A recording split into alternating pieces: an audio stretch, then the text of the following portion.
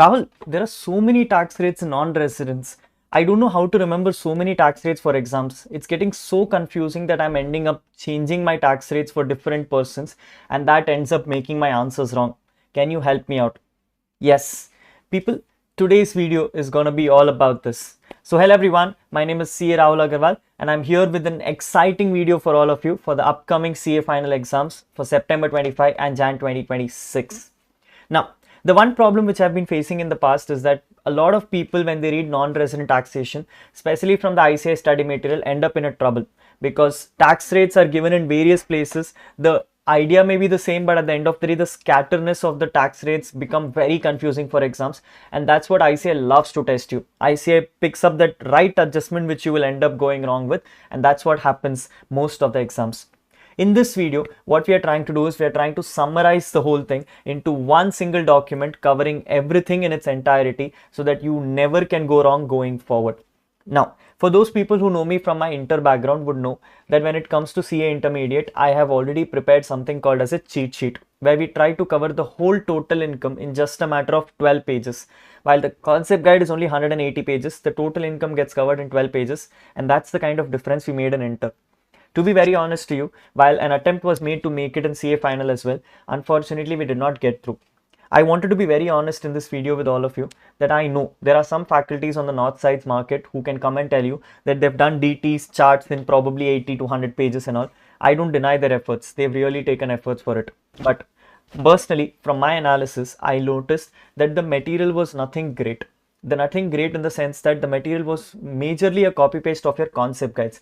People were normally taking their concept guides, changing the template and making it into a landscape model and then calling it as a chart sheet. In all practical sense, if the concept guide and the chart sheet fairly has to look the same, it does not really make a difference, right? The intention of making a chart sheet or making a cheat sheet is that a person makes it simpler for you to analyze. And therefore, at a CA final level, I realized that it is not possible. With the kind of topics you have, with the kind of differences you have in CA finals, it's not possible to compile everything in a chart sheet and give it to you.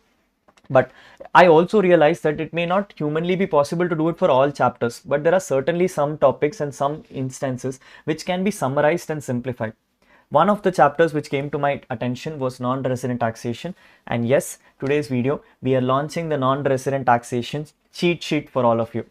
For all my CA Final students, cheat sheet is the first concept I'm launching at CA Final, so let me clarify this once again to you. A cheat sheet is not a replacement of your concept guides. Your concept guide remains as it is. Cheat sheet helps you summarize things a little faster so that you can use it on the day of your exams to read the whole topic a little more easier. To do a cheat sheet effectively and properly requires that you first go through the concept guide and understand the topic better. You understand the logics, you understand the template better, and then use the cheat sheet as a quick referencer, people. Please do not use this as a replacement because you will not be able to get through it. As you go through the cheat sheet itself, you will understand that this is a summarized version of the text. The major part of the text which is fairly understandable is something which is redacted from this document, and therefore that would need you to prepare from the concept guide on a first time basis at least to start with. Are we clear? Awesome. With that understanding, people, let's target about 25 to 30 minutes on this video and we will try to quickly close the whole non-resident taxation summary of the tax rates. Can we do so? Awesome. Let's start with the basic understanding of the non-residents, people. First of all, if you're an individual HUF, AOP, BOI, you're going to follow the same taxation rate model, the slab rate model, as what you do for ATR and DTR schemes. You will not be eligible for any kind of rebate if you're going for a non-resident case because non-residents not eligible for rebate. However, the surcharge scheme remains the same. Keeping that in mind, income tax also comes up with a different chapter where in this chapter income tax comes and clarifies that in certain specific cases where you earn a specific certain income, I will be taxing you at a differential rate or at a concessional rates. Those rates are what we're going to be discussing right now, people. First things to start with are the generic rates. The generic rates which are given under section 115A is what we're discussing right now. The generic rates being of three components predominantly. One is what we call as interest, second is what we call as dividends, and third is what we call as royalty and FTS. Yes, great. Let's start with interest first. Income tax comes and says that when you're generally earning an interest, the general rate of interest under Income Tax Act for 115A for a non-resident is 20%. However, there are exceptions to this rule. Exception number one, income tax says if you're going to earn any interest from an infrastructure debt fund, then in that case I will tax it only at the rate of 5%. If you are going to be an Indian company or a business trust which is receiving interest from a foreign currency loan, then I will tax it at the rate of 5% if it is up to 2023. 20% if it is after 2023. If it is any kind of RDBs, then I will again tax it at the rate of 5% if it is before 2023. But there was a certain time period between 2018 to 2019 where it was being exempted from taxation. Then if it comes to any long-term infrastructure bonds, then also I will tax it at the rate of 5% if it was before 2023 and 20% if it is after 2023. Then comes in the long-term bonds or rupee denominated bonds which are issued from IFSC. If it is issued from IFSC, up to 2023 it was 4%. After 2023 it became 9%. So notice the careful difference, people, here is that for every other case where I made it 20% after 2023, the IFSC retained at 9% after 2023. These are the instances which you need to keep in mind.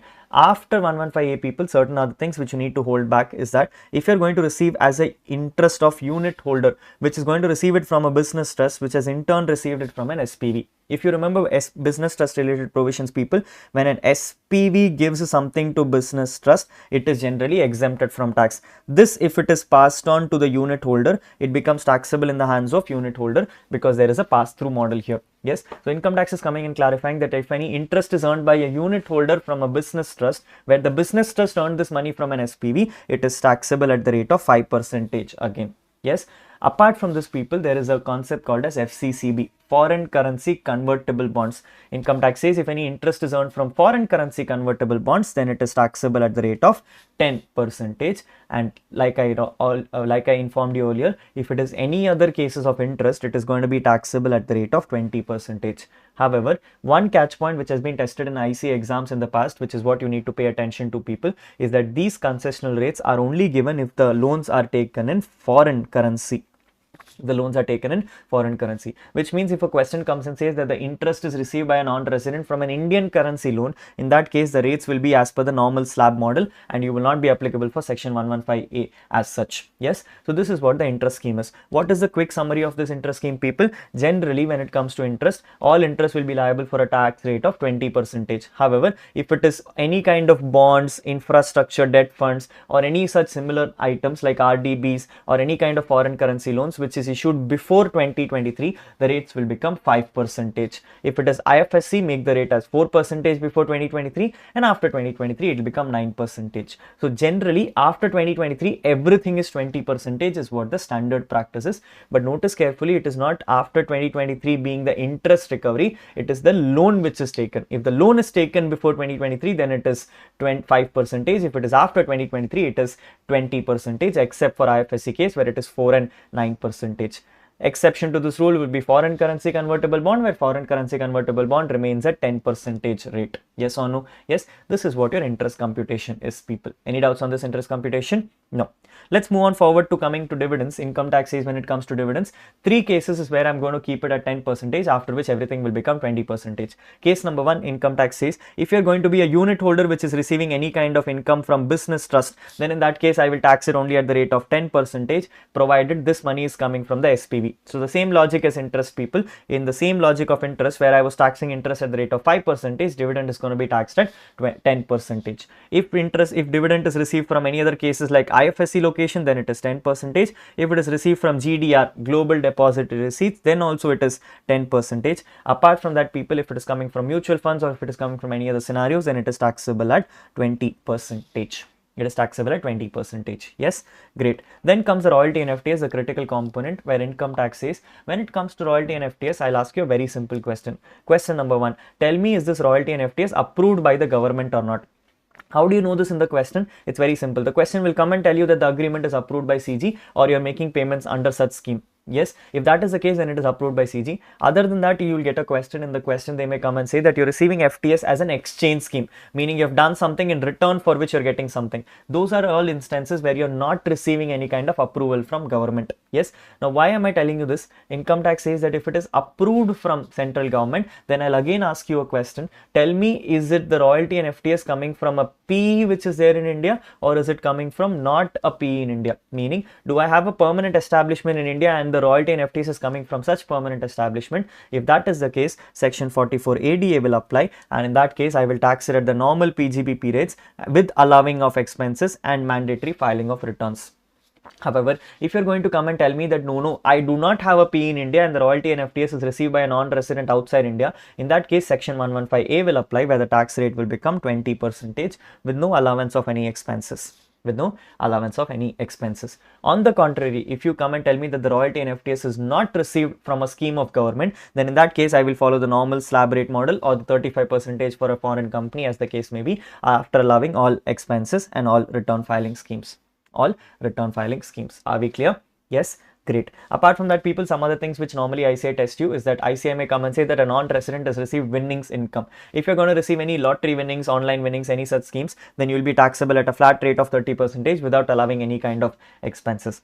Apart from that, if the question says any other incomes, any other rentals, any other items which is received other than interest, dividends, royalty, FTS and winnings, you will be taxing it at a normal slab rate model after allowing all such expenses. After allowing all such expenses. Yes or no? Yes. So this is what section 115A looks like, people. Now in this section 115A, be bear in mind that whenever you're opting for section 115A, those incomes will be taxable on a gross basis. You will not be claiming any deduction of any expenses whatsoever. All expenses, all incomes will be taxable at a gross basis. Also, this section comes and clarifies that when a person is opting for section 115A and the TDS is happening as per Indian tax rates, you will not be required to file return of incomes. So if you notice carefully, people, for all the cases where it is 115A, I would say that the return filing is not mandatory.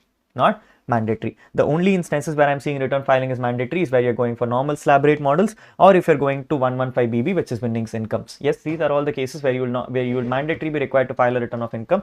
Other than that case, all cases you will not be required to file a return of income. Are we clear? Yes, awesome, great. Other general rates, people, which you need to keep in mind is first thing coming to capital gains. Now in capital gains, we already are aware about schemes like 112A, 112, 111A. Yes, 112A being all your listed equity shares, units of business trust, your equity oriented funds, 111A being the same thing in short term nature, and then you have 112s, and then you have 112s. Now you are already aware about those tax rates, but when it comes to non-resident people, there are some additional benefits. Income tax says when it comes to a non-resident, if the non-resident has any kind of long-term capital gains from unlisted securities and shares, even though the tax rate earlier also was 20%, it was always 10% for a non-resident. So income tax and the proviso of section 112 came and clarified that when you have an unlisted shares and securities, it will be taxable at a rate of 10% before 23rd July, which has then been now increased to 12.5% post 23rd July. Because you're going to tax it at 10%, people, indexation benefits were never eligible even before 23rd July. So indexation benefits were denied to you forever. Also, additional thing is that you could not claim computation of capital gains in foreign currency. Yes, so foreign currency computation of capital gains was not allowed for unlisted securities and shares. If it was any other cases, then it was allowed for computation in foreign currency as well. So this is something for you to bear in mind. Are we clear? Are we clear? Yes, awesome. Let's move on to the next category of assessees, people. The first specific one being qualified institutional buyer. If you get a question of a qualified institutional buyer, follow the same logic as interest. The logic being that if an interest is coming after 2023, tax it at a rate of 20%, and if the interest is receiving from any kind of securities which is before 2023, tax it at a rate of 5%. That simple it is, nothing complicated about it. Yes, then we have someone called as overseas financial organization. This overseas financial organization is what I want you to pay attention to, people. The first things this one is coming and saying, if you're going to receive any kind of interest from mutual funds or UTI units purchased in foreign currency, I will tax it at a rate of 10%. I will tax it at a rate of 10%. This is what you need to keep in mind. Yes, next, when it comes to LTCG, the LTCG was earlier also taxed at 10%, same as the unlisted which we discussed, but now it has become 12.5%. People, every time you see that the tax rate earlier was 10%, indexation was never eligible. Indexation was only eligible if you're going for 20% tax rate, because it was always 10%, no indexation will be eligible. However, when it comes to capital gains, people, you can always claim expenses, there is no issues here. Critical part here is that you can compute the computation in foreign currencies, because this is not unlisted shares and debentures. You can make your computation of capital gains in foreign currency. How to do the computation, we'll discuss in 5 more minutes. Give me some time on that. Yes, the next category of persons, the most important ones from exam perspective, is what we call as section 115AD, which we speak about foreign institutional investors. If a question comes in exam for foreign institutional investors, people, you will categorize them in the following buckets. First, if the question comes and says that they've received any kind of interest that they receive any kind of interest, you will again ask them the same question. If it is some kind of RDBs or any kind of municipal debt securities which is before 2023, go for a tax rate of 5%. But if it is after 2023, go for a tax rate of 20%. Any other interest which is given in the question, meaning it's a simple straightforward interest given, neither RDBs nor municipal debt securities, the tax rate will be at the rate of 20%. At the rate of 20%. Coming to dividends on the foreign institutional investors, if you notice carefully, under the general rates, dividends for mutual funds were taxable at 20%. However, for a foreign institutional investor, income tax says dividends from mutual funds will be taxable at a rate of 10%. So this is what I want you to pay attention to. Dividends normally for any non-resident is taxable for 20% on mutual funds, but here it is taxable for 10% if it is a foreign institutional investor. If it is any other dividends other than mutual funds, then it will be taxable for 20%, same as the normal cases. And generally, like we discussed, people, if it is any other incomes which any person is earning, then you can do it at a normal slab rate model. But every time you do slab rate model, you are eligible to claim expenses as well. Are we clear? Yes, sweet. Coming to 115 AD, people, the positions on long-term and short-term capital gains. Income tax says when it comes to long-term and short-term capital gains, you will ask and confirm whether it is 112A or 111A. If it is 112A, like listed equity shares, equity-oriented funds, units of business trust, then under 112A, I will tax it at the rate of 10% before 23rd July and 12.5% after 23rd July, after granting an exemption of 1.25 lakhs on the income. If it is not these three items, people, there is one critical thing which you need to know for your exams relevant, is that unfortunately the amendment of 12.5 was missed out when it came to 115 AD. And therefore, if it is normal LTCG, even before 23rd July it was 10%, and after 23rd July also it remains at 10%. You can expect questions like this in exam. This will be the critical part of the examination schedule. So please pay attention to the fact that in the whole syllabus, everywhere where capital gains was there under section 112, the tax rate was shifted from 20% to 12.5%, except one place, which is section 115 AD. Under section 115 AD, even for cases not 112A, you will tax it at the rate of 10% post 23rd July as well. Yes, no changes in STCG, people. So listed equity shares, equity funds and units of business trust will become taxable at 15% before 23rd July and 20% after 23rd July. Any other cases will be taxable at a flat rate of rupees 30%. Yes or no? Yes, great. Now, if the question does not give you foreign institutional investors, but rather uses something called as a specified fund. What is specified fund? A category 3 AIF. A category 3 AIF which is located in IFSC is the case. If you are a specified fund, people, all provisions same as foreign institutional investor will apply, except for one change. The one change will notice here. If you notice here, the interest which is being covered here is being taxed at a rate of 10%.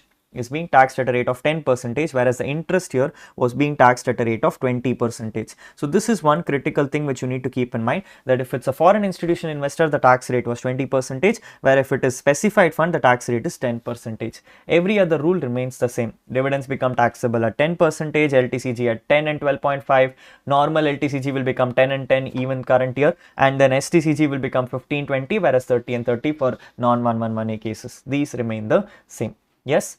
Great. The next category of persons will be someone called as non-resident Indians. Please mark this one as important. This is fairly tested in every exams.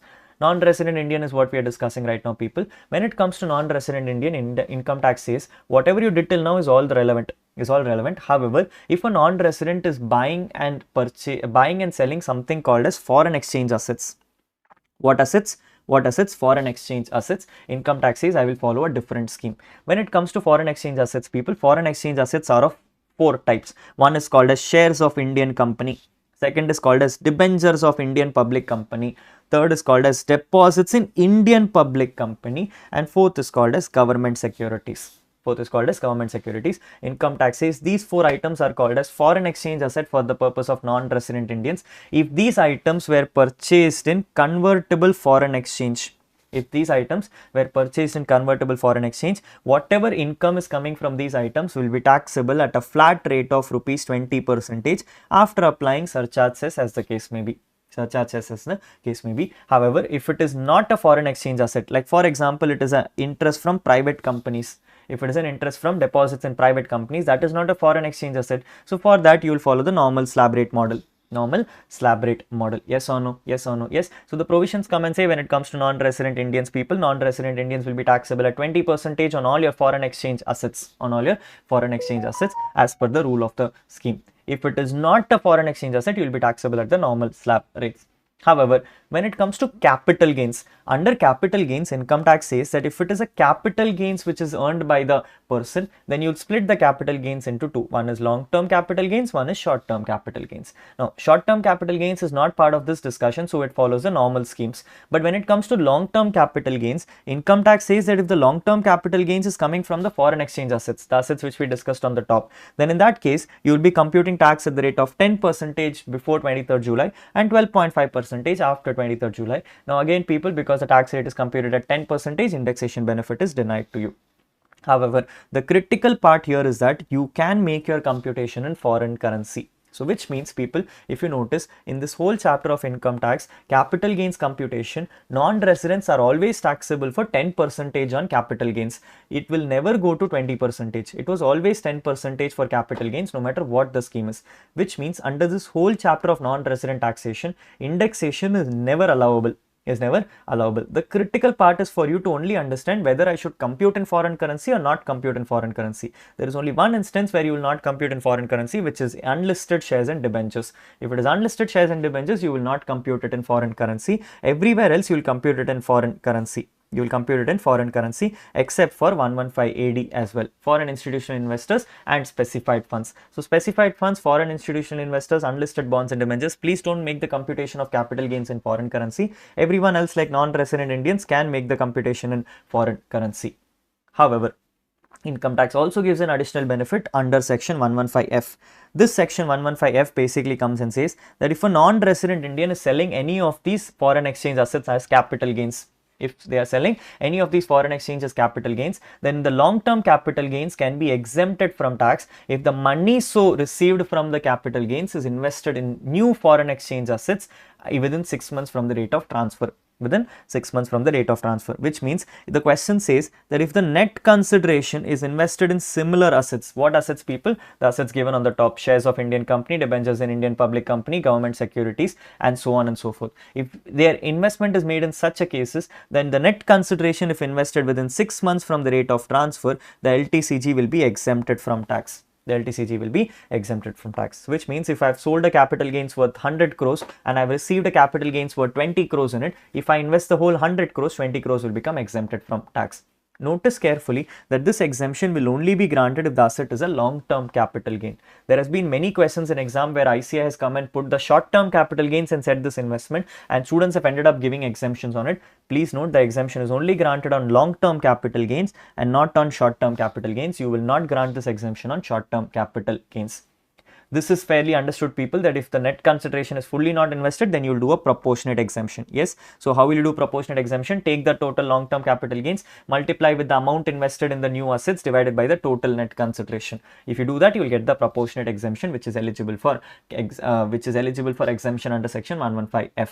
Yes. So non-resident taxation people, quickly summarizing what is a non-resident taxation. Foreign exchange assets has to be identified. Foreign exchange assets being government securities, shares of Indian public company, debentures of Indian public company, and deposits in Indian public company. In all these cases, whatever interest you earn will be taxable at the rate of 20%. Any kind of long-term capital gains you get, you will be taxable at the rate of 10% before 23rd July and 12.5% post 23rd July. If it is any other cases, then you will tax it at the normal slab rate model. Yes. Awesome. Great. Now, next one comes to sportsmen and entertainer people. Income tax comes and says if you're a non-resident sportsman who should also be a non-citizen of India, please note that if you're a citizen of India, these provisions will not apply. You should be a non-resident and not a citizen of India. In that cases, if you participate in any games, if you get money from advertisement, or if you contribute to any articles for games or sports in India, then whatever income you earn will be taxable at the rate of 20%. Any other entertainer which is a non-resident and is not a citizen of India will also be taxable at the rate of 20%. If you're a non-resident sports association, then you will be taxable at the rate of 20% on all your guarantee incomes, is what the section says. So what does this section cover, people? A non-resident sports person which is playing games, contributing to articles or doing any advertisement, entertainer performing in India, a sports association getting guarantee money. All these instances are covered in section 115 BBA, taxed at a rate of 20% in this chapter. If apart from this ICI gives you any other incomes, then those incomes will be taxable as per the previous normal schemes, which means once they gave a question where they said this person is also earning winnings, you take the winnings and tax at 30%. If he's earning any other income, you tax at slab rates, or if you go to 115A, then you can tax at 5%, 20%, 4 or 9% as the case may be. Yes, that is what can be done. Now, as you're concluding this section, people, one of the most important things to be kept in mind is that this section only applies to a sports person. Income tax has come and clarified that any kind of umpires and match referees are not considered as sports person, and therefore they will fall as per the normal routes. Yes, so which means this sections will only apply if you're a sports person, an actual sports person, and not an umpire or a referee of the match. In that case, you will not get the exemption. Clear? Yes. Before I go to the common points, people, let's quickly summarize what we have done. We have done something called as interest first, where interest we discussed that if it is a special fund like infrastructure fund, RDBs, any kind of long-term borrowings, any kind of foreign currency loans and everything, check if it is before 2023. If it is before 2023, make it 5%. If it is after 2023, then you'll make it at the rate of 20%, except for IFSC cases where IFSC was 4% before 2023 and 9% after 2023. If it is an RDB which is issued between 18 to 19, then you can exempt it from taxation.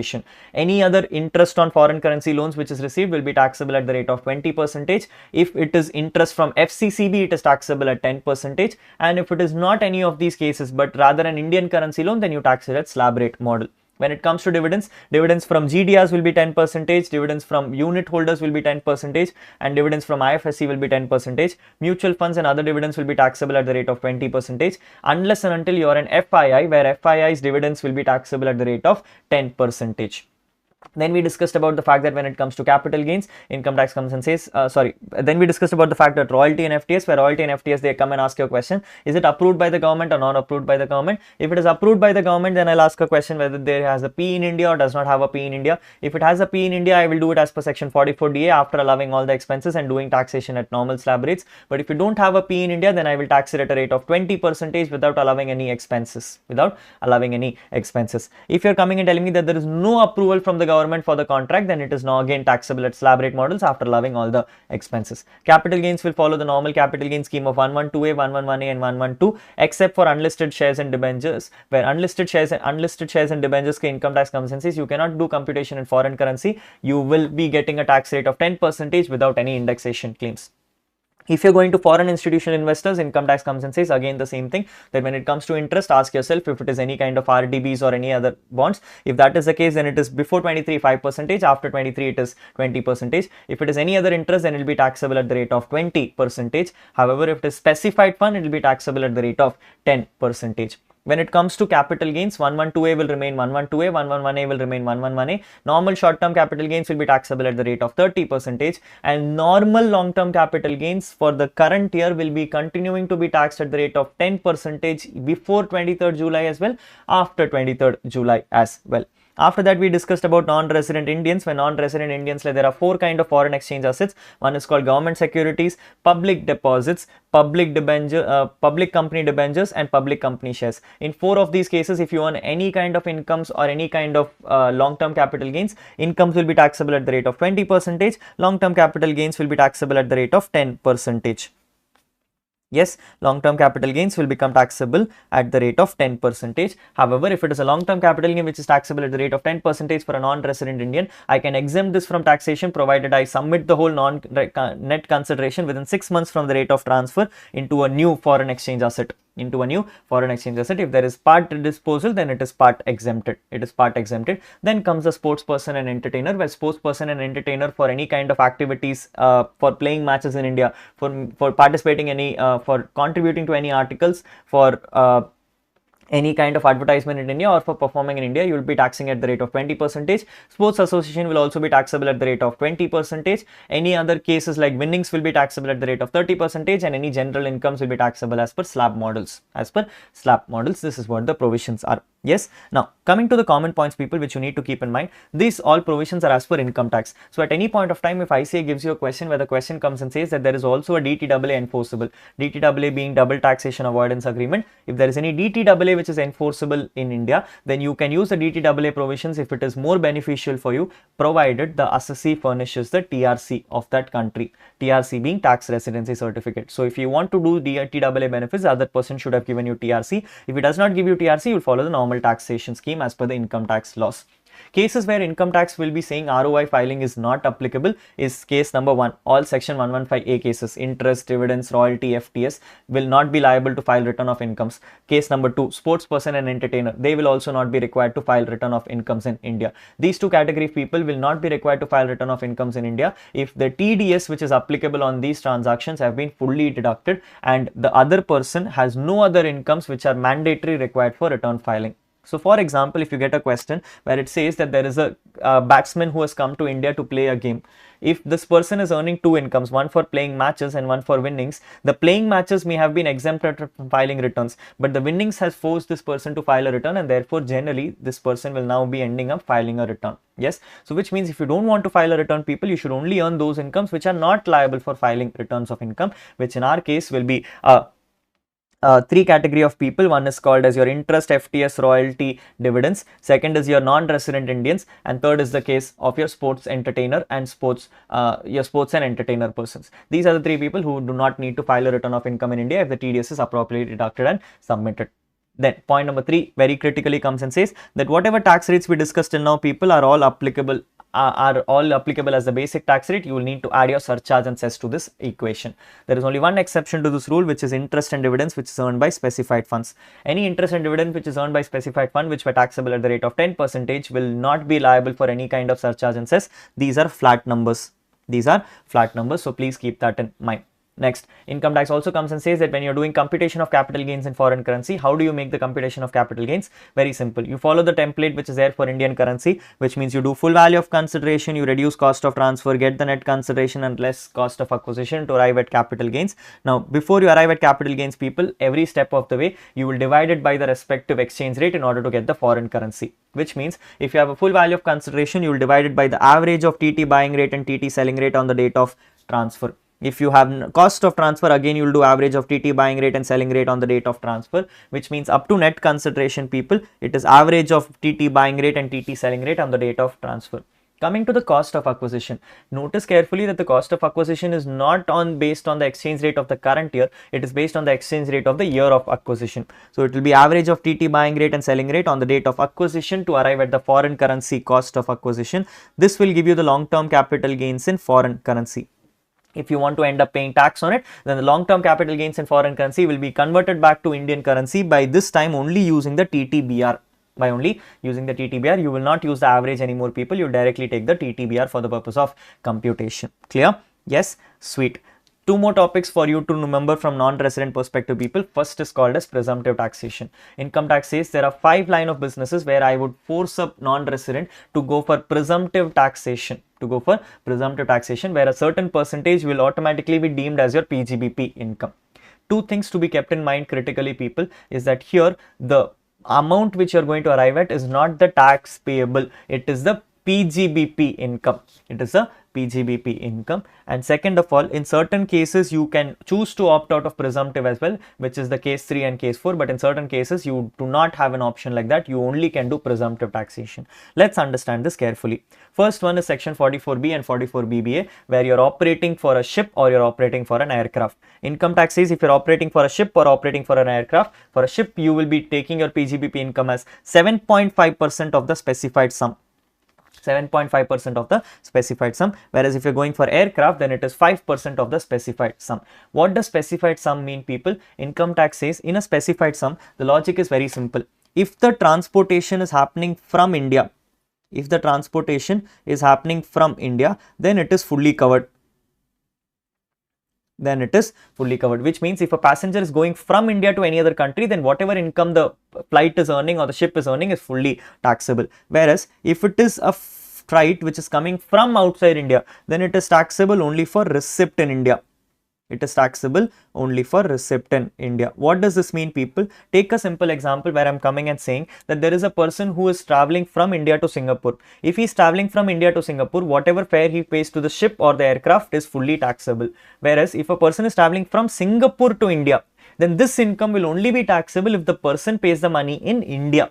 If the person ends up paying the money in Singapore, then I will not tax it, which means Singapore to India, if the money is paid in Singapore, it is exempt. In all other three cases, India paying to Singapore, India getting in Singapore, India getting in India, everything is taxable in India. So you will take 7.5% or 5% based on that. Then comes your 44BB, which talks about a non-resident doing any kind of supply of services or plant and machinery for the purpose of mineral oils. In that case, I will tax it at the rate of 10%. If you are a foreign company which is operating for turnkey projects, then also it is taxable at the rate of 10%. Now, for the mineral oils, the rules remain the same as operations of aircraft and ship, which means if the transaction is happening from India, then it is fully taxable. If it is happening from outside India, it is only taxable if it is received in India. However, for the case of turnkey project, it says it is 10% of the amount of services which is received or receivable in India, which means this only talks about all engagements happening in India.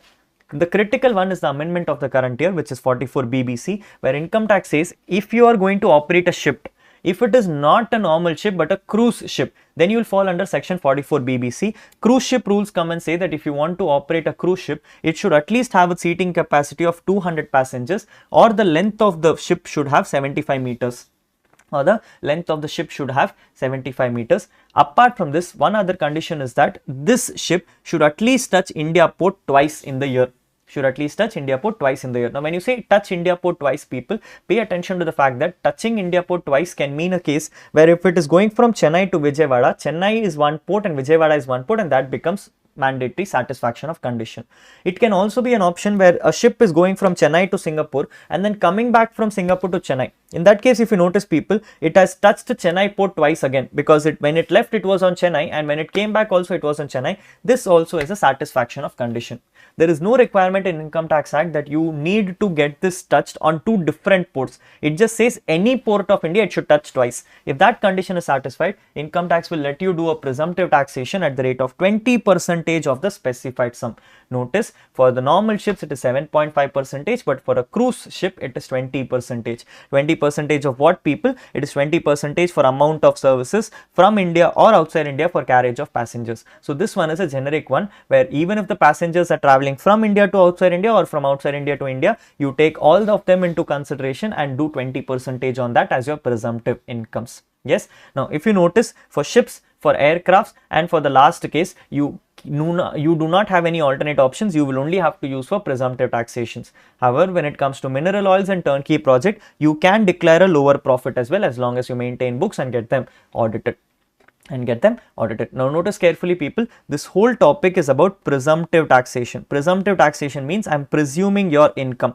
Now, people, when I'm already presuming your income, am I going to claim any expenses? No. So therefore, income tax says on all presumptive incomes, you cannot claim any expenses. The moment you're not claiming expenses, if any losses or all are used off, then the assumption is that the losses are also utilized completely. You will not get any losses. And one clarification which was issued by courts is that when it comes to operation of ships, when you're doing 7.5%, you will also include something called as demurrage charges and handling charges. Yes, you will include something called demurrage and handling charges for the purpose of computation of 7.5. However, there is an exception to this rule. The exception comes and says that when you are in operating of ships, you also have an alternate option to use something called as section 172. Now, what does the section 172 says? Section 172 basically comes and says that if you are operating a ship and you wish to go for a temporary basis, meaning you are not sure that you will come back to India or not, in that case you can opt for section 172, where you will now be liable for a presumptive taxation of 7.5% of the freight from India. Notice carefully, this one only covers those 7.5% for all carriages from India, which means if it is from outside India and the money is received in India, it is still not taxable. Under section 172. It is only taxable if the person is going for section 44B. Yes, so if you're going for section 44B, then only you have to take 7.5% of the foreign passengers to be received in India. But if it's going for 172, you simply take the incomes from all the carriages happening from India. Now, whatever 7.5 percentage you get, people, please notice, like I said earlier, is going to be your assumed PGBP income. Is going to be your assumed PGBP income, and therefore income tax says whatever income is assumed here, you treat that the person is a foreign company and therefore tax it at 35% plus surcharge and plus 4% cess. Plus 4% cess. The critical thing to be kept in mind is that, people, foreign company rate is a mandate thing, which means even if this question comes and says that as an individual I have opted for section 172, I will still not go for slab rate model, people. I will tax it at 35% only, because this section 172 comes and confirms that I will only tax it at foreign company rates, even if the other person is not a foreign company, because he chose to do this ad hoc scheme. He chose to do this ad hoc scheme. Are we clear? Yes, yes. Awesome. This brings me to the last topic of the syllabus, people, of non-resident taxation, what we call as head office expenses. Some of the very beautiful questions tested by ICI in the exams in the past, people. So therefore, pay attention. Income tax says that if you are a non-resident who has a P in India as a branch office, a non-resident who has a P in India as a branch office, then whatever expenses you claim in the branch is already allowed as reduction. Apart from that, you can also claim something called as an head office expenses. You can also claim something called as an head office expenses, but there is a restriction. The restriction says you can only maximum claim up to 5% of the adjusted total income as your head office expenses. You cannot claim any head office expenses more than 5% of the adjusted total income. Yes. Now, what is adjusted total income, people? Very simple. Income tax says adjusted total income means take the total income of the branch, take the total income of the branch, remove any brought forward losses which you have claimed of the past years. Then also remove any kind of unabsorbed depreciation which you have set off in the current year, and also keep in mind that unabsorbed depreciation can also mean other kind of expenses like your scientific research expenses, family planning expenses. They all work hand in hand. So unabsorbed depreciation, family planning and scientific research expenses, if there is any unabsorbed related portions of these, you can take it back. You can take it back. So take the total income of the branch, you will add back all these losses which you have set off, and then finally also add back the head office expenses already there in the P&L.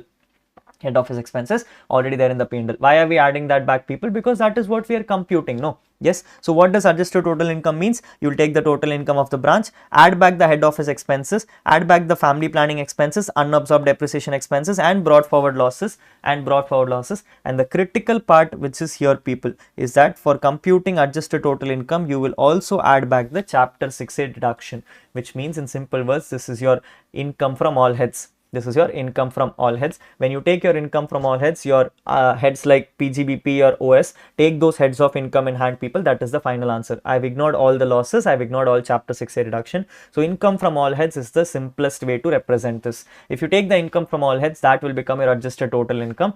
5% of that is what you can claim as your head office expenses. Now, what happens if your current year head office adjusted total income is showing a loss? Will you still get head office expenses? Answer is yes. Income tax says if the current year adjusted total income is a loss, you then consider the adjusted total income as an average of the past 3 years.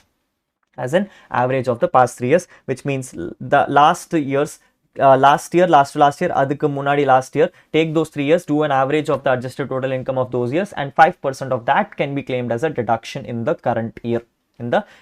Yes or no? Yes. Now, some critical question which ICI has always tested this in the past is that ICI will come and say that the profit of the branch is currently showing 3 crores. After claiming in head office expenses of 7 crores.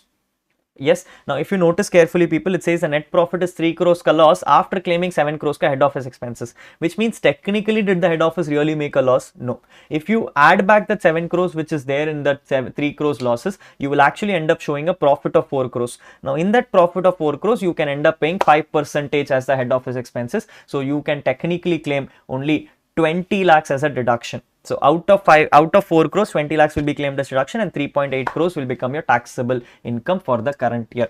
That is what head office expenses look like. Are we clear? Yes, yes, great. So we have quickly discussed what is a non-resident taxation, people, starting with interest, dividends, royalty, FTS, winnings, capital gains. Then we went on into something called as foreign institutional investors. We went on to specified funds, your sports person and entertainer, non-resident Indians. And then we finally went on to something called as your presumptive incomes, and then we have done head office expenses. This is what your non-resident taxation looks like. Yes, yes, awesome. That is all we have to discuss, people. Non-resident taxation done for you. Maybe not 20 minutes, we finished it in 45 minutes, ignoring the 5 minutes of the introduction which we had. So technically 40 minutes we have done the non-resident taxation. Yes, yes, great. Non-resident taxation is as simple as possible, people. There is really no complications in it. If you can remember the tax rates, you are fairly done with the chapter. So yes, please spend some time, go through some exam questions of the past, go through the study material questions of the ICI material, and you should be able to crack this chapter. A little bit of a practice on this chapter and you will be able to crack it in the exams. So please pay attention to that. If you want, you can also refer to my solutions guide. I have already captured a good amount of past exam questions in my solution guide, so practicing that itself will become a strong move for you to go forward for your preparation strategies. Yes, the solutions guide is already available. You can always reach out to me on WhatsApp and I can share across the PDF copy for you to refer and practice it from there. Great. Yes. I will upload this video, like I said earlier, people. I will upload this document in the description box, so please download it from there. You can print it out and you can share it with your friends also. Also, please use it for your exams. If you think this is helpful, then also share it with all of your other friends so that they can also benefit from it. I'm also working on some more cheat sheets, people, for some interesting chapters. I'm not going to reveal the secrets right now, so let's wait for the upcoming videos. I'm pretty sure the cheat sheets I'm working on currently will really have a significant amount of benefit if it goes on the way intended. So yes, please watch out for the upcoming videos in this channel and please share it with all of your friends so that everyone can enjoy it along with you guys. Thank you everyone for listening to me patiently till now. I hope you all have a great study time, a great learning opportunity, and you have any doubts, please feel free to reach out to me on my WhatsApp number, which is 701 no, did I mention it earlier? Okay, let me mention it here. So it is 7338923 Yes, please use this WhatsApp number, reach out to me and you can ask me any clarifications, any doubts. Whether you were my past student or not, it does not really matter. At the end of the day, if you become a CA, that is all that my request is. So please feel free to reach out to me on this WhatsApp number and we can discuss about any doubts or clarifications which you have and we can take it from there. Thank you everyone. I will see you all with the new video very soon. So watch out for the same. Take care. Bye bye.